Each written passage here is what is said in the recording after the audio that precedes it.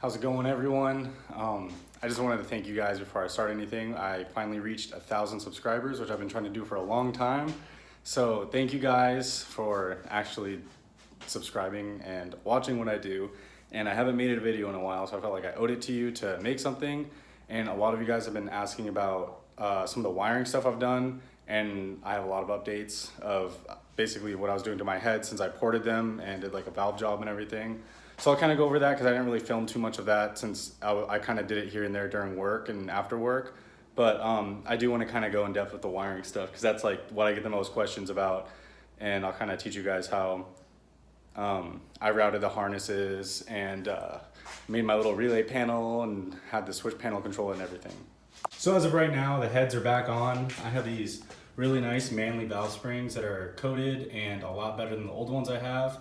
The reason, like I said, that I thought everything broke was because they were way too close to coil bind, which is where the spring compresses a little too much and stops compressing, and that's what actually broke the rocker arm. So there's nowhere else for it to go.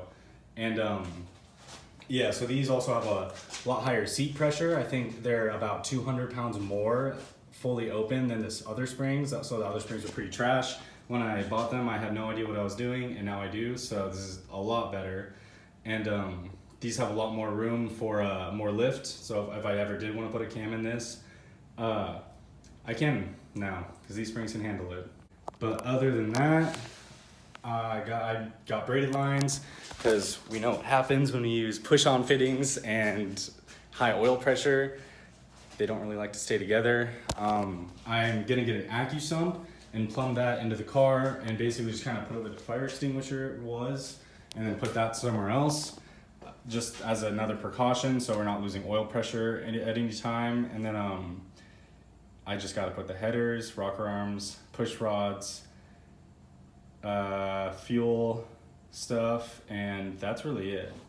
I'm also really excited to clean my car because stuff still has Grange dust all over it since I had to return my U-Haul trailer to not get charged an extra day. And yeah, so it came in dirty, which I don't recommend because it's terrible. And when you're under the car, a bunch of dirt just falls over your face. Okay, so that's pretty much just all the updates. I'll throw in a quick little montage of some other pictures I took of the head so you guys can see the valve job and the porting and stuff.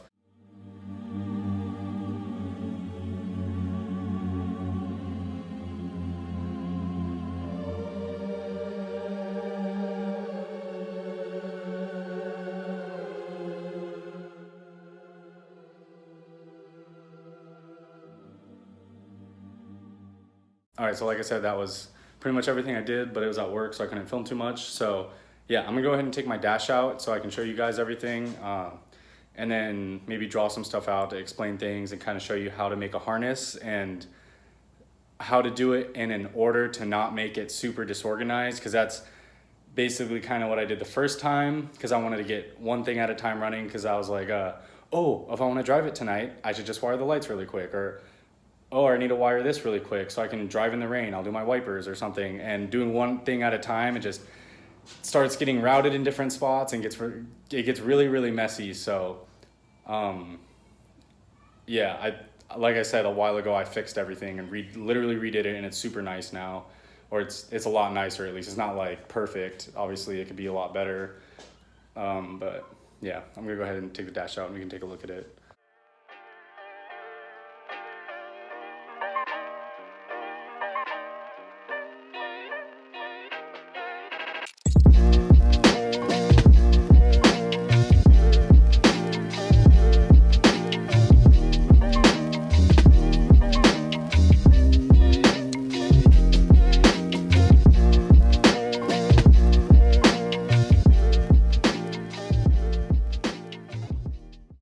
All right, dash is out, so let's take a look at what I've done.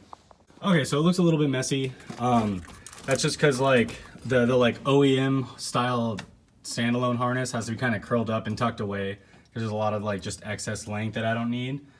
And then there's like this wire. It goes to the ETC box, the thing that makes, you know, my car talk in Japanese. And that kind of looks sloppy, but everything else, I feel like I did a pretty decent job. Obviously, it can be cleaned up a lot better, but yeah, it does the job. So taking a look at it, I got my relays up top. I got my like outs and ins for my switches and then my components.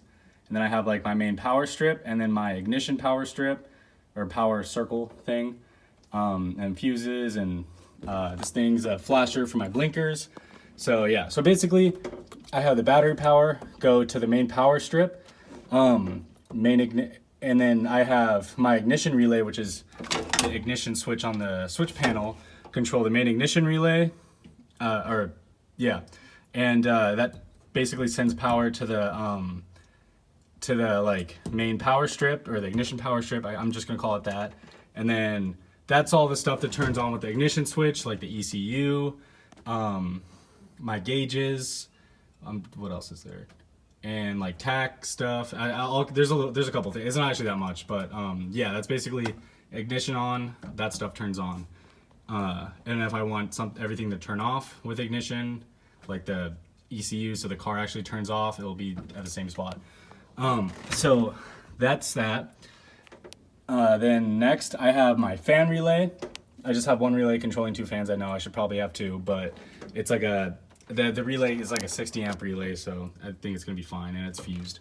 But yeah, so that basically gets its main power, and then it goes into the relay, and then out to the component. So it's kind of just like a straight path through. But remember when I talked about relays, it has that switch controlled by a magnet, which is actually controlled by these switches. So basically, every relay has a power source and a ground source. So the power powers the component, and then the grounds the switch. So the ECU can be, or not the ECU, the relays can all be powered twice basically through here. I'm gonna draw it out so it makes more sense. So you have your component, and then you have this wire that goes down to the switch panel, which gives all of these switches power when I flip them on. And then the wires go back to the relays, which will close or activate the magnet inside of them, close the circuit, and then activate the component and basically send the rest of the power out to wherever it goes in the car. It's kind of hard to talk about and point at stuff, so I'm going to draw it too. But yeah, so it kind of just looks like that, and I know a lot of you guys wanted to see this, so it's not perfect like I said, but it works. It's pretty decent. Okay, so we're gonna start with the battery. This is a ground. That's a symbol for a grounding point in a car, if you guys don't know like electrical symbols and stuff. So yeah, that's a ground. And let's start with just basically one circuit, a fan circuit with a relay. So you're gonna have your power and your relay. Now I'm gonna kind of draw what's inside a relay so it's a little more understandable. So you have your switch side, and then you have your coil side.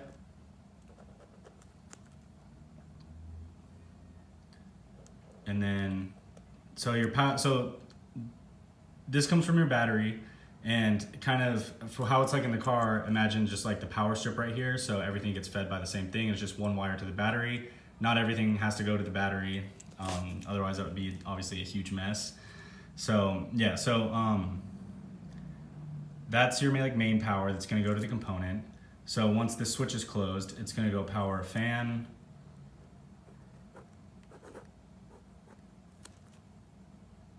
motor, and then that's gonna go to a ground, probably somewhere in the engine bay. So to power the actual relay, the ground is already gonna have its like main ground post, like I had on the actual switch panel, or not switch panel, relay panel. That thing in the back right there, where all the green wires go to. And then, sorry, I kind of made this a little tight, but this is gonna go to the switch panel. We'll just do one switch so it's kind of easier to understand. And then to power that, we're gonna need power on this side. So again, this goes to the main power to the battery. I probably could have drawn this out a little bit better, but yeah, so imagine the main battery cable to like your main power strip that gives your switches power, and then it gives your components power. And yeah, so once you close the switch, you're gonna power the relay or the magnet in the relay. So it's gonna pull the switch in the relay closed, and then it's gonna complete the circuit and power the fan. So yeah, let me kind of draw out how it would look like on a panel if you made like a relay panel. So that also makes a little bit more sense. But yeah, it's kind of basically what everything has that's on the relay panel, but just tucked in nicely and organized. Okay, so here's like kind of a rough drawing of the relay panel without the wires, so I can kind of show you as I go. So now you know how kind of like a basic like a fan relay circuit works. It basically is same thing for anything else: lights, ignition, what else needs a relay? Like wipers, fuel pumps, just stuff like that. So basically you have your main power strip that gets your power from the battery. It's gonna go through the fuses and then into your relays, but that's gonna be on the component side. So when I say component side, like I said, you have your coil side and then your switch side. So your switch closes the circuit, goes to the component. And then you're gonna also have the grounds for the switch side. Everything, all the lines are gonna cross over, so you just kind of have to follow along because it's hard to make this not look messy. And then, so now that you have your switch is grounded, and then you have your power for your components, all you need is to have the outputs, which I had like over here, and then the inputs over here. So the outputs come out from the component side, and then I had that nice little like power strip thing that kept them all organized with little terminals, so I could just plug ring terminals onto them and then send them out into the harness. And then the control side needs its power to actually to close the circuit and then turn on the relay and turn on whatever component you're doing.